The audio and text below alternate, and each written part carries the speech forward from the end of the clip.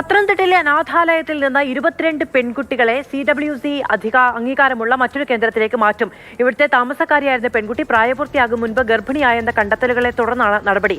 അനാഥാലയത്തിന്റെ അംഗീകാരം റദ്ദാക്കിയേക്കും. CK അഭിലാൽ വിവരങ്ങളുമായി ചേരുകയാണ്. അഭിലാൽ, ഈ പെൺകുട്ടികളെ CWC അംഗീകാരമുള്ള കേന്ദ്രത്തിലേക്ക് മാറ്റാനുള്ള തീരുമാനം വന്നിരിക്കുന്നു. എപ്പോഴാണ് നടപടിക്രമങ്ങൾ ഉണ്ടാവുക? വിഷ്ണു അനാമിക വിഷയത്തിൽ പ്രശ്നം ഇത്തിരി ഗുരുതരമായിരിക്കുവാണ്. ഉദയഗിരിജ, അതായത് വിഷ്ണുവിന്റെ അമ്മയായിട്ടുള്ള ഉദയഗിരിജ നടത്തിക്കൊണ്ടു പോകുന്ന ഓർഫനേജിന്റെ അംഗീകാരം റദ്ദാക്കും എന്നാണ് അറിയാനായിട്ട് സാധിച്ചത്. കുറച്ചു മുന്നേ മാതൃഭൂമി ന്യൂസിനകത്ത് ഇതിനെ പറ്റിയിട്ട് വാർത്ത വന്നിട്ടുണ്ടായിരുന്നു. അത് മാത്രമല്ല, അവിടെ ഉള്ള ഏകദേശം 22 പെൺകുട്ടികളെ അംഗീകാരമുള്ള വേറൊരു ഓർഫനേജിലോട്ട് മാറ്റാൻ പോവുകയാണ്. ശരിക്കും പറഞ്ഞാൽ ഈ ഒരു വിഷയം ആദ്യമേ ഇതിനെ പറ്റിയിട്ടൊക്കെ ഒരുപാട് ആൾക്കാർ ചർച്ച ചെയ്യുന്ന സമയത്ത് നമ്മൾ വലിയ കാര്യമായിട്ടൊന്നും എടുത്തിട്ടില്ലായിരുന്നു. കാര്യം എന്ന് പറഞ്ഞാൽ, ആ ഒരു പെൺകുട്ടി എന്തായാലും ആ ഒരു പയ്യനെ കല്യാണം കഴിച്ചു, അവർക്കൊരു കുട്ടിയും ജനിച്ചു, അവരവരുടെ കാര്യമായിട്ട് മുന്നോട്ട് പോകുമല്ലേ എന്നുള്ള രീതിയിലായിരുന്നു എല്ലാവരും സംസാരിച്ചിട്ടുണ്ടായിരുന്നു. അതുകൊണ്ട് വെറുതെ അവരെ കുറ്റപ്പെടുത്തേണ്ട കാര്യമില്ലല്ലോ എന്നുള്ളൊരു മൈൻഡായിരുന്നു. പക്ഷേ ഇതിനകത്ത് നമ്മൾ കുറച്ച് കാര്യങ്ങൾ ചിന്തിച്ച് നോക്കുമ്പോഴാണ് ഇതിൻ്റെ ഗൗരവം നമുക്ക് മനസ്സിലാവുന്നത്. കാര്യം ആ ഓർഫനേജിലുള്ള കുട്ടികൾക്ക് യാതൊരുവിധ സുരക്ഷതയും ഇല്ല.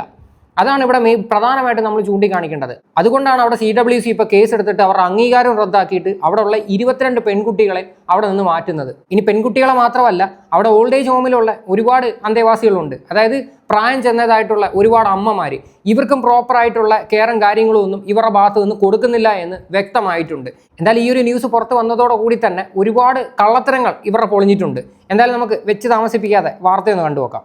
പത്തനംതിട്ടയിലെ അനാഥാലയത്തിൽ നിന്ന് 22 പെൺകുട്ടികളെ CWC അംഗീകാരമുള്ള മറ്റൊരു കേന്ദ്രത്തിലേക്ക് മാറ്റും. ഇവിടുത്തെ താമസക്കാരിയായിരുന്ന പെൺകുട്ടി പ്രായപൂർത്തിയാകും മുൻപ് ഗർഭിണിയായെന്ന കണ്ടെത്തലുകളെ തുടർന്നാണ് നടപടി. അനാഥാലയത്തിന്റെ അംഗീകാരം റദ്ദാക്കിയേക്കും. CK അഭിലാൽ വിവരങ്ങളുമായി ചേരുകയാണ്. അഭിലാൽ, ഈ പെൺകുട്ടികളെ CWC അംഗീകാരമുള്ള കേന്ദ്രത്തിലേക്ക് മാറ്റാനുള്ള തീരുമാനം വന്നിരിക്കുന്നു. എപ്പോഴാണ് നടപടിക്രമങ്ങൾ ഉണ്ടാവുക? പ്രായപൂർത്തിയാകാത്ത പെൺകുട്ടിയുടെ കാര്യത്തിലുള്ള നിയമ നടപടികൾ എങ്ങനെയാണ്? അന്വേഷണം എങ്ങനെയാണ്? കേട്ടല്ലോ, പ്രധാനമായിട്ടുള്ള പ്രശ്നം എന്ന് പറഞ്ഞാൽ ആ പോക്സോ കേസാണ്. എന്തായാലും ഈ വിഷ്ണു എന്ന് പറയുന്ന ആ ഒരു പയ്യനെ ഈ ഉദയഗിരിജയെ പ്രതി ചേർക്കപ്പെടും എന്നാണ് ഇപ്പോൾ അറിയാനായിട്ട് സാധിച്ചത്. ഇവർ രണ്ടുപേരും ഒളിവിലാണ് എന്ന തരത്തിലുള്ള വാർത്തയാണ് പുറത്തു വരുന്നത്. ഞാൻ ഈ കഴിഞ്ഞ ദിവസം അവരുമായിട്ട് ബന്ധപ്പെടാനായിട്ട് ശ്രമിച്ചിട്ടുണ്ടായിരുന്നു. അവരുടെ മരുമകനായിരുന്നു ഫോൺ എടുത്തിട്ടുണ്ടായിരുന്നത്. അപ്പം ഈ ഒരു വിഷയത്തിൽ സംസാരിച്ചപ്പോൾ അവർ പ്രത്യേകിച്ച് പറയുന്നത് യൂട്യൂബേഴ്സിൻ്റെ പേരിലൊക്കെ കംപ്ലൈൻറ്റ് കൊടുക്കുമെന്നാണ് അവർ പറയുന്നത്.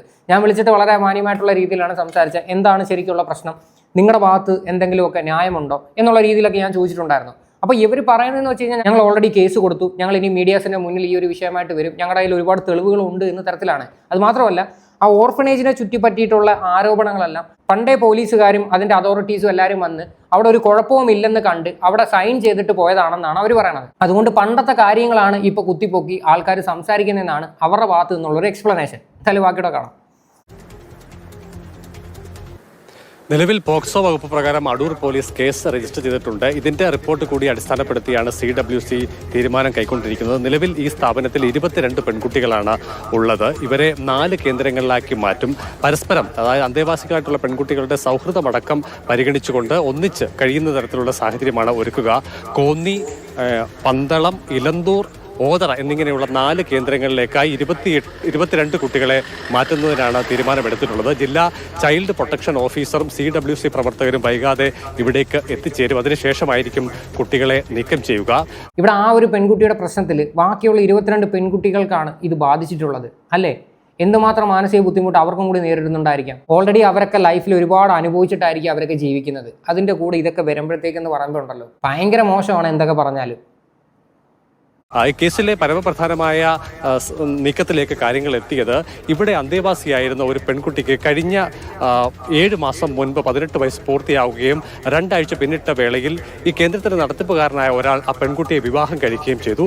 കഴിഞ്ഞ മാസം 2-ാം തീയതി പെൺകുട്ടി പൂർണ്ണ ആരോഗ്യമുള്ള ഒരു കുഞ്ഞിന് ജന്മം നൽകുകയും ചെയ്തു. ഈ യുവതിയുടെ ജനന തീയതി, ഒപ്പം തന്നെ കുഞ്ഞിന് ജന്മം നൽകിയ ദിവസം, ഒപ്പം തന്നെ കുഞ്ഞിന്റെ ആരോഗ്യം, ഇവ കണക്കിലെടുക്കുമ്പോൾ പെൺകുട്ടി ഗർഭവതിയായത് 18 വയസ്സ് പൂർത്തിയാകുന്നതിന് മുൻപാണ് എന്നുള്ള ഡോക്ടറുടെ വിലയിരുത്തലിന്റെ അടിസ്ഥാനത്തിലാണ് CWC വിശദമായി പരിശോധിക്കുകയും തുടർന്ന് കേസ് രജിസ്റ്റർ ചെയ്യുന്നതിനായി റിപ്പോർട്ട് പത്തനംതിട്ട SP കൈമാറുകയും ചെയ്തത്. അതിന്റെ അടിസ്ഥാനത്തിലാണ്. ശരിക്കും പറഞ്ഞു കഴിഞ്ഞാൽ ഇവരുടെ ഇന്റർവ്യൂസിലൊക്കെ ഇവർ വന്നിരുന്ന് പച്ച കള്ളമായിരുന്നു വിളിച്ച് പറഞ്ഞുകൊണ്ടിരുന്നത്. ഞാൻ കുറച്ച് ഇന്റർവ്യൂസൊക്കെ ഇവിടെ കാണിക്കാം. ആ ഇന്റർവ്യൂസും കാര്യങ്ങളും ഒന്നും ഈ പറയുന്ന ഡോക്ടേഴ്സ് ഒന്നും കാണുന്നില്ലേ? ശരിക്കും അവരുടെ പേരിലും കൂടി കേസ് എടുക്കാൻ പറ്റുന്ന വകുപ്പല്ലേ ഇത്? അവരും കൂടി കൂട്ടി നിൽക്കുന്ന തരത്തിലൊക്കെ അല്ലേ അപ്പോൾ ഇവർ വന്നിരുന്ന് പച്ച കള്ളം പറഞ്ഞുകൊണ്ടിരുന്നത്?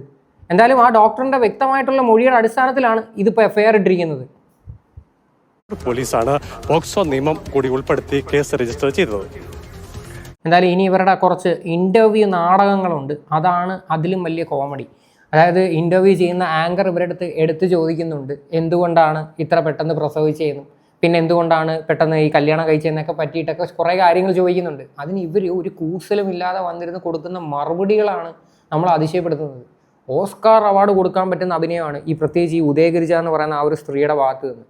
ശരിക്കും നിങ്ങളെ കാണിച്ച ഏറ്റവും മണ്ടത്തരം എന്ന് പറഞ്ഞു കഴിഞ്ഞാൽ കല്യാണം ഒരിക്കലും ഇത്രയും കൊട്ടിഘോഷിക്കേണ്ട ആവശ്യം അവിടെ വരുന്നില്ലായിരുന്നു, അല്ലേ? നിങ്ങൾ ശരിക്കും നാട്ടുകാരെ പൊട്ടന്മാരാക്കാൻ വേണ്ടിയിട്ടുള്ള പരിപാടിയായിരുന്നു നിങ്ങൾ ഈ കാട്ടിക്കൂട്ടുന്നതെല്ലാം. എന്തായാലും ഇവരുടെ ഒരു ഇൻ്റർവ്യൂ ഉണ്ട്, ആ ഇൻ്റർവ്യൂ നമുക്കൊന്ന് കാണാം. ആ ചെറുക്കന് എന്തോ അബദ്ധം പറ്റിയതാണെന്ന് തോന്നുന്നു. 7 മാസം കഴിഞ്ഞേ ഉള്ളൂ, അതിനു മുമ്പേ തന്നെ ഡെലിവറി ഒക്കെ കഴിഞ്ഞു.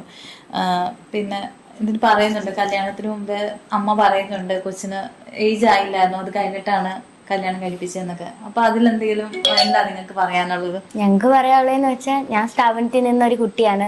നമ്മളിപ്പം വീട്ടിൽ നിൽക്കുന്ന ഒരു കുട്ടിയാണെങ്കിൽ അവർ പറയുന്നതിൽ പിന്നെ സത്യാവസ്ഥയാണെന്ന് പറയും. ഇതിപ്പോൾ സ്ഥാപനത്തിൽ നിൽക്കുന്നതാ, സ്ഥാപനത്തിൽ എന്താ ഉത്തരവാദിത്തപ്പെട്ടവരെ ഏൽപ്പിച്ച് പിന്നെ എനിക്ക് പോകാൻ വേറെ എങ്ങടോ ഇല്ലാത്തതുകൊണ്ട് അമ്മ തിരഞ്ഞെടുത്ത് അങ്ങനെ വിവാഹം നടത്തി തന്നതാണ്.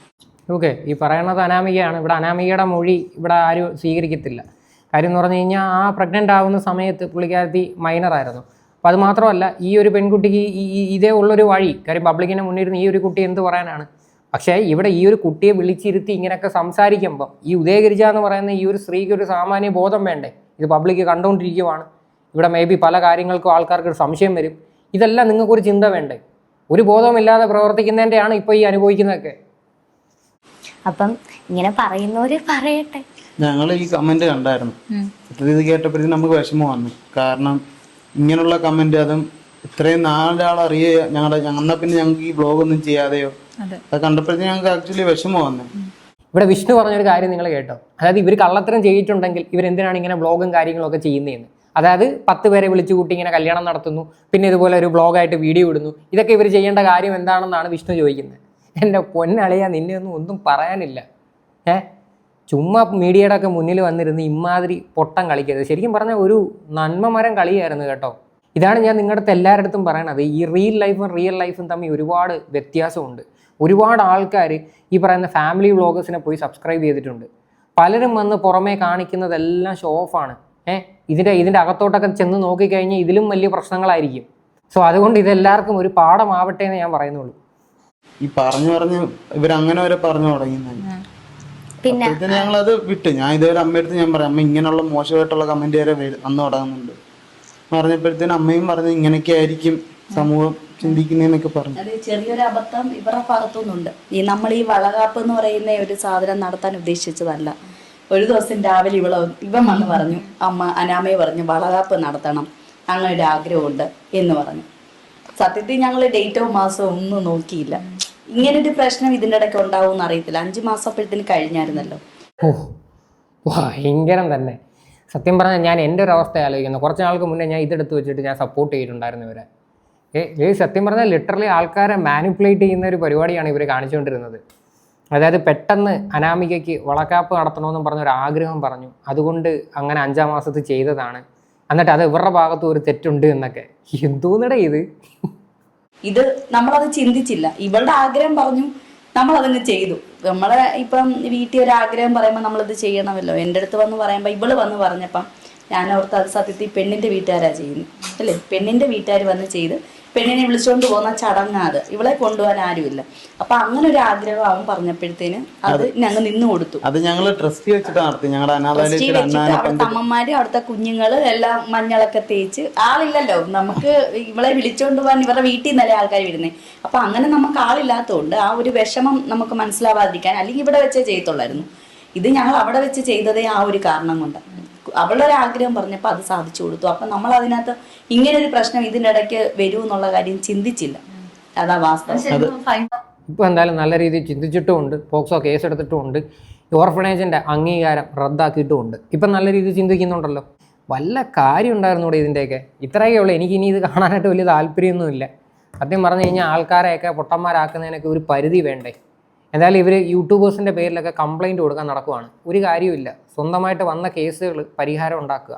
ഓക്കെ, അത് മാത്രമല്ല ഇവർക്കെന്തോ ഗുണ്ടാ ബാക്ക്ഗ്രൗണ്ടുകളൊക്കെ ഉണ്ട് എന്ന തരത്തിലൊക്കെ ഒരുപാട് പേര് ആൾക്കാർ വന്നിട്ട് സംസാരിക്കുന്നുണ്ട്. അതുകൊണ്ട് പല ആൾക്കാർക്കും ഇത് പറയാൻ പേടിയാണ് എന്നും പറയുന്നുണ്ട്. എന്താണ് ഇവർക്ക് ഗുണ്ട ബാക്ക്ഗ്രൗണ്ട് കാര്യങ്ങൾ അതിനെ പറ്റിയിട്ടൊന്നും എനിക്ക് വ്യക്തതയില്ല. എന്തായാലും അതിനെ പറ്റിയിട്ടൊക്കെ കൂടുതൽ അറിയാവുന്നവർ തീർച്ചയായിട്ടും കമൻറ്റ് ചെയ്യുക. എന്തായാലും ഈ ഒരു വിഷയമായിട്ട് ബന്ധപ്പെട്ട് നിങ്ങളുടെയൊക്കെ അഭിപ്രായങ്ങൾ എന്താണെന്ന് വെച്ചാൽ നിങ്ങൾ തീർച്ചയായിട്ടും കമൻറ്റ് ചെയ്യുക.